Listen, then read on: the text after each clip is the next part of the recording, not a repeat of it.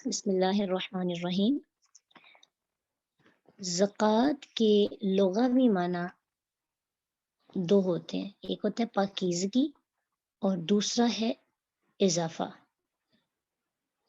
تو زکوٰۃ ادا کرنے سے انسان کے مال میں اضافہ بھی ہوتا ہے اور انسان کا مال پاک بھی ہوتا ہے، پاکیزگی بھی حاصل ہو جاتی ہے۔ ویسے موسٹلی ہم یہی پڑھتے ہیں کہ زکوٰۃ جو ہے ادا کرنے سے مال کی جو میل کچیل ہے وہ اتر جاتی ہے۔ میل کچیل سے مراد یہ ہے کہ کوئی کمی بیشی رہ جاتی ہے، یعنی کسی بھی چیز کی صفائی کی ضرورت ہوتی ہے تو زکوٰۃ سے مال پاک ہو جاتا ہے، اور اگر ہم زکوٰۃ ادا نہیں کرتے تو اس کا مطلب ہے ہمارا مال پاک نہیں ہوتا۔ اگر فرض ہے زکوٰۃ تو اس کو ادا کرنا بہت ضروری ہے۔ پہلے مفہوم کے مطابق، یعنی پہلا مفہوم کیا ہے؟ پاکیزگی۔ اس کے مطابق اس عبادت سے انسان کا مال حلال اور پاک بنتا ہے، اور نفس بھی تمام گناہوں اور برائیوں سے پاک ہو جاتا ہے، کیونکہ انسان نے جب اپنے نفس پر کنٹرول، کیونکہ مال جمع کرنا ایک نفسانی خواہشات بھی ہوتی ہے، جیسے شہوات ایک خواہش ہے، اولاد اور مال کو بھی فتنہ کہا گیا ہے، کیونکہ انسان کی اس کے ساتھ ایک جمع کرنے کی خواہش جڑ جاتی ہے۔ تو جب ہم زکوٰۃ نکالتے ہیں، خوشی کے ساتھ اللہ کی راہ میں پیسہ خرچ کرتے ہیں، تو پھر کیا ہوتا ہے؟ انسان کے نفس کی برائیاں بھی آہستہ آہستہ ختم ہونے لگتی ہیں۔ دوسرے مفہوم کے مطابق زکوٰۃ ادا کرنے سے نہ صرف مال میں اضافہ ہوتا ہے بلکہ انسان کے اجر و ثواب میں بھی اضافہ ہوتا ہے، یعنی دوسرا میننگ کیا ہے اس کا؟ اضافہ۔ تو کن کن چیزوں میں اضافہ ہوگا؟ انسان کے مال میں بھی اضافہ ہوگا اور انسان کے اجر و ثواب میں بھی اضافہ ہوگا۔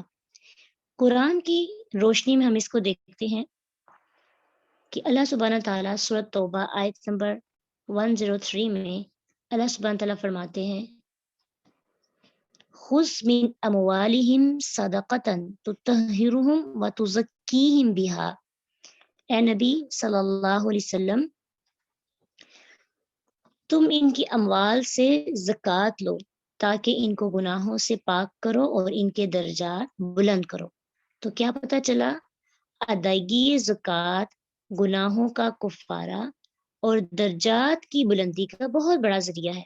نہ صرف اس سے گناہ انسان کے ختم ہوتے ہیں یا پھر انسان جو گناہ کیے ہوتے ہیں ان کا کفارہ ادا ہوتا ہے، بلکہ اس کے ساتھ ساتھ ایک طرف انسان اپنی صفائی کرتا ہے، دوسری طرف اس کے درجات بھی بلند ہو جاتے ہیں۔ کتنا اچھا پیکیج ہے۔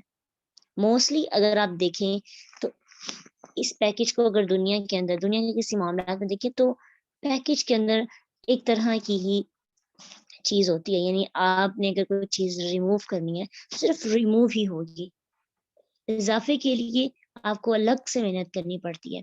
لیکن اللہ سبحانہ تعالیٰ نے زکوٰۃ کی ادائیگی میں دونوں چیزیں رکھی ہوئی ہیں۔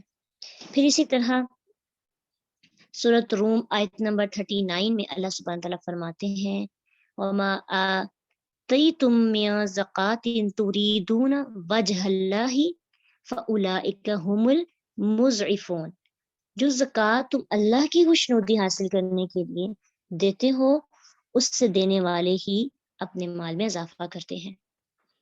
یعنی زکوٰۃ ادا کرنے سے نہ صرف گناہ معاف ہو جاتے ہیں بلکہ اللہ تعالیٰ نے ایسے مال میں اضافے کا وعدہ بھی کر رکھا ہے۔ تو جو دو میننگز ہمیں پتہ چلے ان کی دلیل ہمیں قرآن سے بھی ملی۔ کیا ہے؟ کیا سیکھا ہم نے؟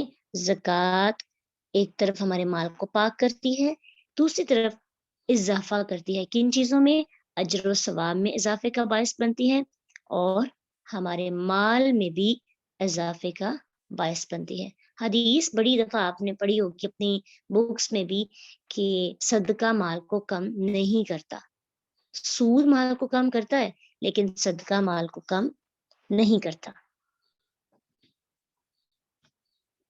اس لیے اگر زکوٰۃ ادا جو لوگ نہیں کرتے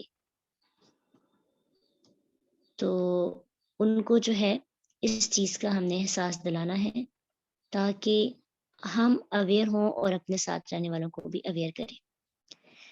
زکوٰۃ کی ادائیگی نہ کرنے والوں کی سزا بھی ہے، جہاں پہ اس کے فوائد ہیں تو جو نہیں ادا کرتے ان کے لیے نقصانات بھی ہیں، ان کے لیے سزا بھی ہے، کیونکہ یہ ایک فرضی عبادت ہے، اس میں کوئی آپشن نہیں، کوئی بھی آپشن، جیسے نماز ہم نے پڑھنی ہے اور کلمہ پڑھنا ہے، روزے رکھنے ہیں، صاحب استطاعت ہیں تو زکوٰۃ بھی ادا کرنی پڑے گی۔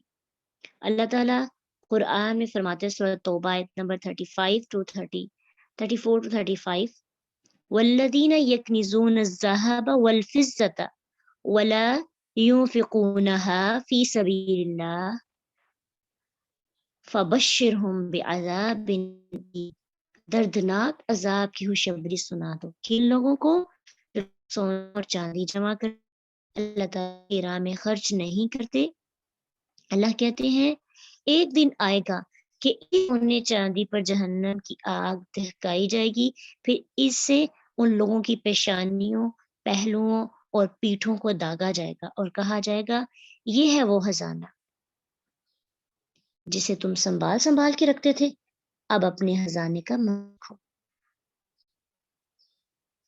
تو دنیا کے اندر ہم چیزوں کو بہت سنبھال کے اپنے لاکرز کے اندر محفوظ کر لیتے ہیں، ہمیں کبھی بعض اوقات ہمیں اندازہ ہی نہیں ہوتا کہ ہم نے کتنا کچھ جمع کر لیا اور کی خواہش ابھی بھی باقی ہے۔ اگر خواہش ہے تو جو پرانا خزانہ پڑا ہوا ہے نا اس کی زکوٰۃ ادا کرنی چاہیے تاکہ ہمارے مال کی وجہ سے دوسروں کو بھی فائدہ ہو۔ نبی صلی اللہ علیہ وسلم صحیح مسلم کی حدیث ہے کہ آپ صلی اللہ علیہ وسلم فرماتے ہیں کہ قیامت کے روز زکوٰۃ ادا نہ کرنے والوں کا مال گنجا سانپ یعنی انتہائی زہریلا بن کر ان پر مسلط کر دیا جائے گا، جو انہیں مسلسل ڈستا رہے گا اور کہے گا انا مالک، انا کنزک، میں تیرا مال ہوں، میں تیرا خزانہ ہوں۔ صحیح بخاری کی حدیث ہے، اور اسی طرح ایک اور حدیث ہے صحیح مسلم کی جس میں نبی صلی اللہ علیہ وسلم نے فرمایا کہ جن جانوروں کی زکوٰۃ ادا نہ کی جائے ان کے بارے میں کہ وہ جانور اپنے مالکوں کو قیامت کے دن مسلسل 50,000 سال تک اپنے سینگوں سے مارتے رہیں گے اور پاؤں تلے روندتے رہیں گے۔ تو پھر کیا اندازہ ہوا کہ اس بارے میں سیکھنا بہت ضروری ہے۔ اگر نہیں سیکھیں گے تو پتہ ہی نہیں چلے گا کن چیزوں پہ زکوٰۃ ہے اور کن چیزوں پہ زکوٰۃ نہیں، اور ہم اسی طرح زکوٰۃ ادا کیے بنا اگر دنیا سے چلے گئے تو پھر قیامت کے دن ہمیں ایسے عذاب بھگتنے پڑیں گے۔ ہمیں لگتا ہے مطلب جیسے جیسے مال میں اضافہ ہو رہا ہے لوگوں کی اویئرنیس اس کے بارے میں بہت کم رہ گئی ہے۔ نماز تو پہلے ہی نہیں پڑھتے، روزے بھی اپنی مرضی سے رکھتے ہیں، اور زکوٰۃ ادا کرنے میں تو ہماری جسمانی مشقت نہیں نہ لگتی۔ جن کے پاس مال و دولت ہے وہ تو آسانی سے بے حساب زکوٰۃ دے سکتے ہیں، لیکن اویئرنیس نہ ہونے کی وجہ سے، علم کی کمی ہونے کی وجہ سے اس فریضے کو بہت کم اہم سمجھنے لگے ہیں۔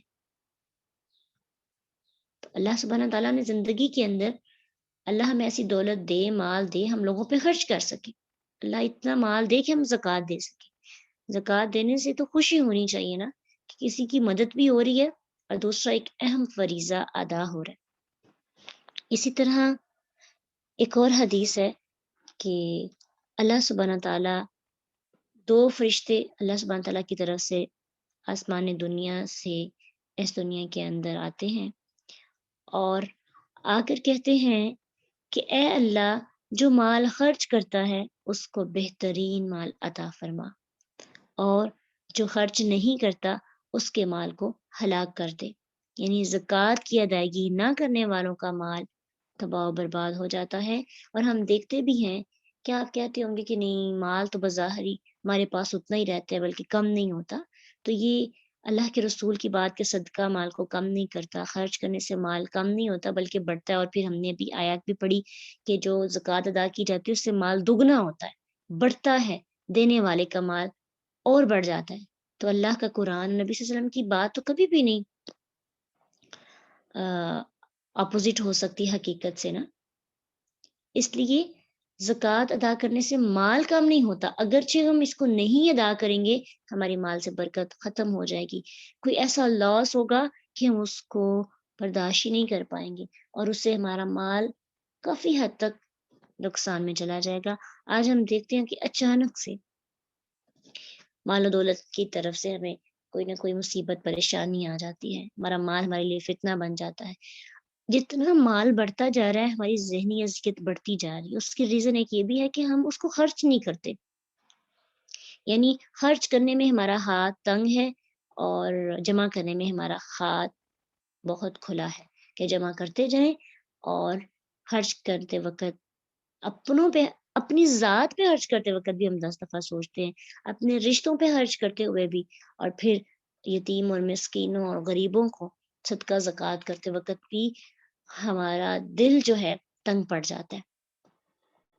تو ہاں، وہ زکوٰۃ ہے یا صدقہ، جتنا خرچ کریں گے مال کی محبت کم ہو جائے گی، مال کی محبت کم ہوگی تو انسان اپنے مال کو اپنے لیے فتنہ بنانے سے بچا سکتا ہے۔ کہا گیا نا، انما اموالکم و اولادکم فتنہ، کہ بے شک تمہارا مال، تمہاری اولاد تمہارے لیے فتنہ ہے۔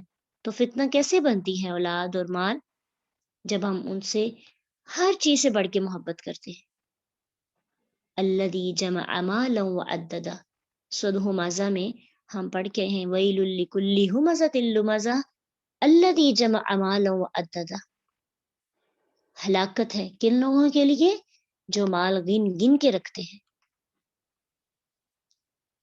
ٹھیک ہے، تو قیامت کے دن کچھ جہنمیوں سے پوچھا جائے گا تم جہنم میں کیوں آئے ہو؟ سورہ مدثر کے اندر اللہ سبحانہ تعالیٰ نے ان کے قول کو نقل کیا، وہ کہیں گے ہم مسکینوں کو کھانا نہیں کھلاتے تھے، اس وجہ سے ہمیں جہنم میں پھینک دیا گیا ہے۔ اور یہ چھوٹے سے کام جو ہم بظاہر اس کو چھوٹا سمجھتے ہیں اور اس کو کوئی امپورٹنس نہیں دیتے، اس کی کتنی اہمیت ہے، اور اس کی وجہ سے بھی لوگ جہنم میں جائیں گے۔ اللہ ہم سب کو بہت زیادہ مال و دولت دے اور اس مال کو ہمارے لیے فتنہ نہ بنائے، ہم زکوٰۃ ادا کر سکیں، صدقہ خیرات کر سکیں، تاکہ ہم اسلام کا ایک بہت بڑا فریضہ ادا کرنے کے قابل ہو جائے۔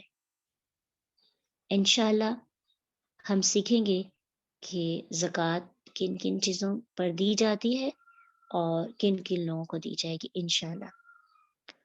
وآخر دعوانا ان الحمد للہ رب العالمین، سبحانک اللہم وبحمدک، نشہد ان لا الہ الا انت، نستغفرک ونتوب الیک۔ السلام علیکم ورحمۃ اللہ وبرکاتہ۔